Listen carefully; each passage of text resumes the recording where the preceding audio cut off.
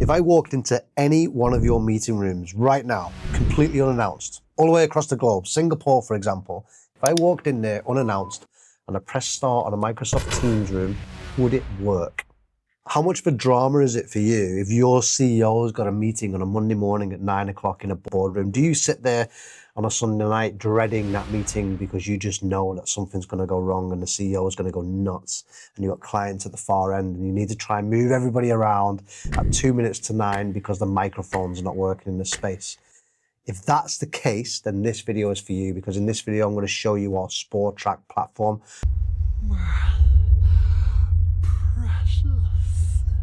And I'm going to walk you through it step by step. What is it? It's a platform that essentially gives you the ability to see every single device that you've got on your network right the way across the globe. And if you stick with me, I'll show you how we can deliver it for you as a proof of concept. So not only am I going to show it to you, I'm going to also give you the ability to have it as a proof of concept. Some days I am just on fire. What can I say? I'll show you how you can do that a little bit later in the video. For now, let's get into showing you the platform. Okay, so this is the platform. Once you log in, you get access to this dashboard. Now, there's a number of things I want to highlight to you on the dashboard. First things first, at a very basic level, you've got multiple sites, right? You've got a site in Singapore, Sydney, wherever, all the way across the world. How are you managing the warranties on all of those devices? Okay, now the scenario is, generally speaking, if you're not managing any of those warranties, what happens is something breaks. You're on an SLA with a particular integrator. The integrator turns up to site. They take the screen off the wall if it's the screen that's broken, and then they realize the screen's out of warranty. What that does then is you then have a 3-week downtime whilst you have to try and find a replacement screen. You've got to send the engineers back on site again. They've got to recommission everything. The room's offline for 3 weeks and you've just spent £5,000 for the privilege, all because you haven't managed the warranties. So the very first thing I want to show you, we have a lifecycle dashboard. That's what we have, lifecycle dashboard. I'm going to show you this bit. In this particular piece, what we've got here is I am managing all of the warranties across all of the devices that are on this particular platform, right? So in this instance, I have expiry date over 6 months' time. I've got 215 devices under warranty, and the warranty is going to expire in over 6 months' time. So I don't need to worry about that too much. What I also have is here, I have warranties that are going to expire in under 6 months' time. So I've got 8 items that the warranty is going to expire in under 6 months' time.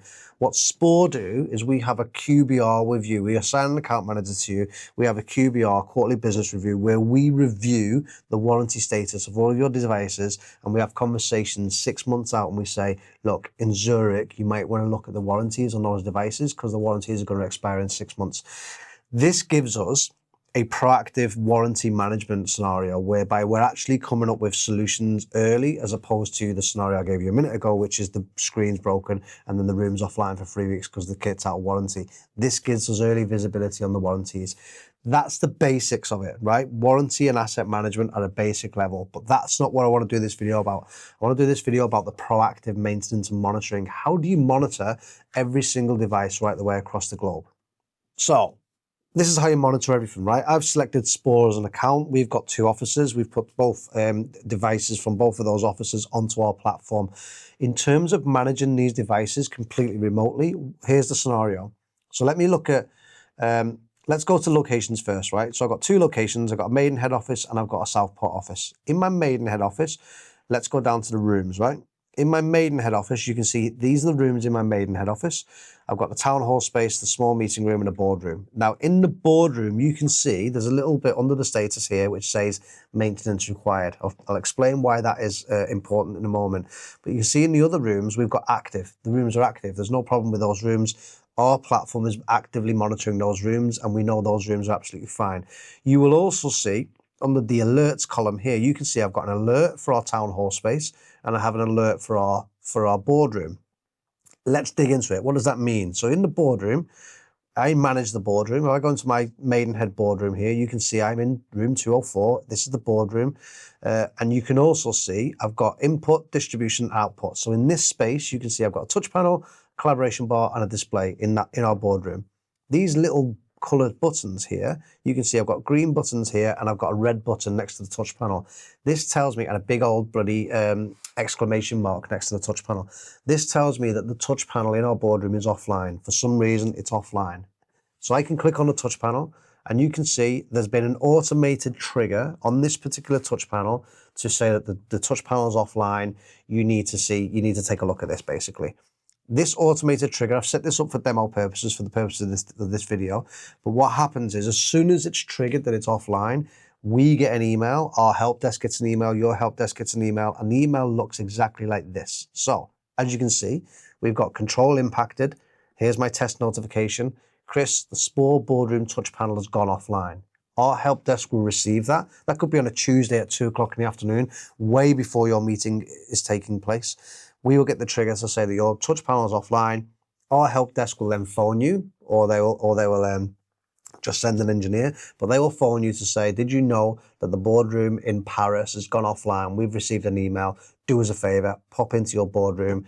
Let's FaceTime and let's see if we can fix this issue. Now, bear in mind, at this point, this is at the point of the trigger, right? We've received this trigger to say it's offline.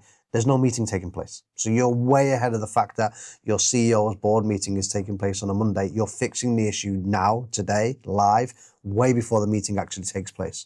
So that's the email that we receive on our help desk. We then make the changes, phone the client, phone your on-site team, figure out what the issues are. We can run a reboot directly from the device, from the platform. So we reboot the devices. If that doesn't work, we make the phone calls and we go through that. Once it's fixed and it's sorted, we then receive another email coming back later. This is the second email that I would receive once we've sorted the issue, and it basically says, Chris, the Maidenhead Boardroom Touch Panel is now back online. Thank you for helping us out. Thereby, your room in Paris, which is what we're talking about here, the Paris Boardroom is back online. Everyone's happy. No meetings have taken place. And more importantly, you haven't lost all of the revenue from all of those meetings, right? Let's picture how much revenue you lose from a 20-minute delay on a meeting. And to be honest, I haven't got a clue. So quite simply, right, let's just do this as an exercise, right? Let me jump into my trusted chat GPT.